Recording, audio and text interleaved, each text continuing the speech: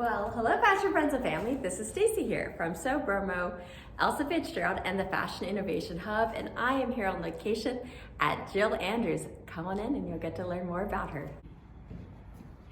Hi Jill! Hi Stacy, come on in. Thank you for having us. Welcome to the studio. Ew, look at this pretty dress.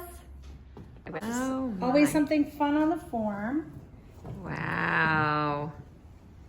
This is black tulle over, I like to call the color pesh, like the color peach that you see in old lingerie. The client is the head of the citizens of North Carolina, so their flowers are the dogwood. That's their state flower. So the dogwoods, I had these flowers made up in New York, 4th generation at Schmalberg Custom Fabric Flowers. I sent them a pale pink silk file that's right over there in that fold, and they starch it, and then they cut each petal individually, and then they emboss them all. And so these are all hand sewn on, and each flower in the center has a little vintage piece from Lesage in Paris and pale green or pale gold Swarovski crystals. And so these are the cool little, aren't they magical? Like little jewels. They are so special. And then this is, some of them have just sequins. And if you've never seen that, that's how sequins come. These are really cool vintage sequins. So. And the flowers come here. And then these are the petals. You can buy completely constructed flowers already from Schmalberg, but I like to create my own, so it's pretty neat. Each one's embossed. They do a couple at a time. And then you just pull them apart, and the gift that keeps giving. I have enough to do a whole tree now. Ooh. Welcome to our featherweight play date. This is my little one named Elsa, and do you have a name for yours? I don't have a name for it, but I mean, she's my precious. She's got a really special story that Jill was telling me about. But yeah, how did you meet this one? So my grandmother taught me how to sew when I was 5 or 6, and she would just give me little chunks of fabric and sit me down in front of this little featherweight, and I made all kinds of things. Like, I know this is ridiculous that I still have it. I keep it. It's a little touchstone. I keep it in my. Oh, we did share that.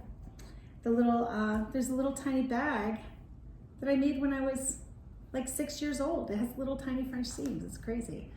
So, my mom had a caftan out of that fabric.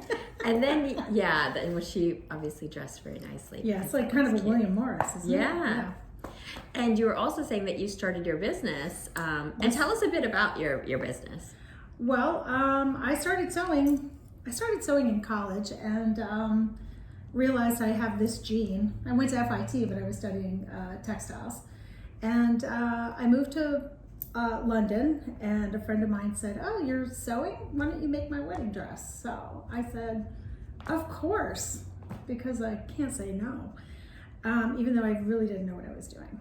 I mean, I had basic sewing skills, and I knew that I had this, you know, I knew I could do this, but I really have spent a lot of years relearning. But sometimes it's better to be self-taught because you have your own ways. So I have no problems with that. And so this little guy was the machine I started my business with. Made all my very first wedding gowns on this for years. That's so crazy. Yeah. And then because it's only a single needle, and so did you use a lot of different attachments and a lot of... I did use the attachments, but I really it forced me to do everything with French seams. Wow. So yeah, so I learned that way. So I had my own, I think I opened my own business, gosh, what year? Probably 1991. And then I went to work at Center Stage in 1993. And then I was the director, or I was the head of women's costumes, the draper and pattern maker, and oversaw all the construction, and I specialized in corsetry. I did all that for 15 years. Wow, that's such a beautiful story. And I forgot also, how old were you when you started your business? When I started this business, I started this business at 43. Yeah. So I had a toddler, and I had 2 toddlers actually. My son was 3 and my daughter was 5 when I opened this. Oh my goodness. So, and I think my first job was sewing labels on oven mitts. But I was like, I'll take it just for me. Yeah. And so what are some of the exciting projects that you've worked on over the years? Oh gosh, I've done so many diverse, weird projects that I made the turkey trot for the YMCA. I designed the turkey and found the turkey's, the eyes are from a dead snuffleupagus. I had a friend that worked at Jim Henson. And so that was one of the interesting ones. I just did a gown for the First Lady of Maryland, which is very exciting. And I just did Lindsay Sterling's costume for her performance at the Ravens playoff game. So that's just one of the many. I also have in my repertoire, I do medical prototypings for Hopkins because I worked on a project and was a key person working on the Ebola suits. So that. I think I saw that one that Bill Gates commented on your work. Yeah. He tweeted that project. It was a really cool project that I did with Hopkins. Yeah. So, but we wound up winning the USAID Grand Challenge. Amazing. So those are the hazmat suits that you see with the big view-through faces. So DuPont makes them. So my featherweight is from a local business in the Baltimore area called Stadnum, and I actually feel like it's very much a hub of sewing machine mechanics, people who are in the industry here, whether you're looking for items to be repaired, but they had a post for this beautiful featherweight that I think they recently had serviced, and I'm so happy to have this beautiful machine. And I look forward to doing some things with, Jill was telling me that she has some tips and with attachments and things we can try out, like you were talking about. It has some really neat attachments because this is just a very, it's a very simple machine. It's just a straight stitch, so it just goes backwards and forwards. Yeah. So they had to be creative when they did all their attachments because they didn't have zigzags, so they have all these cool things, all different cool ways to finish your garments. So yeah. And then isn't that beautiful? Look at the detailing on Stacy's. It's so lovely. They're so cute. They're happy friends now. Yeah, look how cute they are. And I felt that they had created them to be a lighter weight version of the home machine that you would have in the house. Yeah, exactly. And then it was some ladies when they were going off to university, those of them that did, they were able to still do sewing in their dormitories. We're going to take a look at a fabric collection that Jill has, but you're going to have to learn more about it in our next episode. But let's give you a sneak peek. And you can take a look at your beautiful place. This is the showroom. This is where the girls hang out on the bus. Oh, I love these. Everybody's on the bus. On the bus? Everybody's on the bus, yeah. Oh. Yeah. Lots of different shapes, as you can see.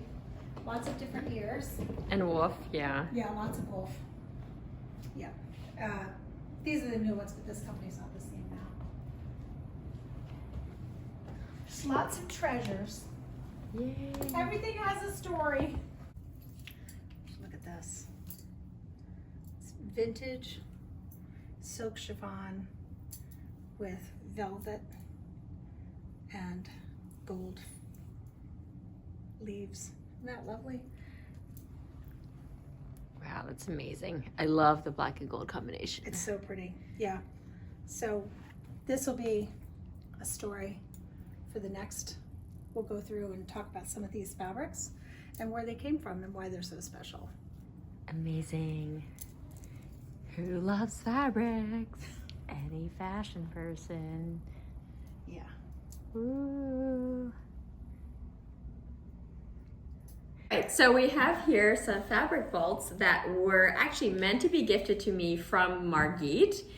She has these two, and she said that, she's not going to be able to use these, and I said, you should absolutely wear these, so I would love to make a shawl for her, so I have the measurements for that, but Jill was going to advise me as to how to finish the edges. Right, because there are a couple different ways that you can roll a hem. Okay. So that'll be fun. Yeah. We'll be reviewing that in our next episode. All right. Come on over here, Jill. All right. See you next time.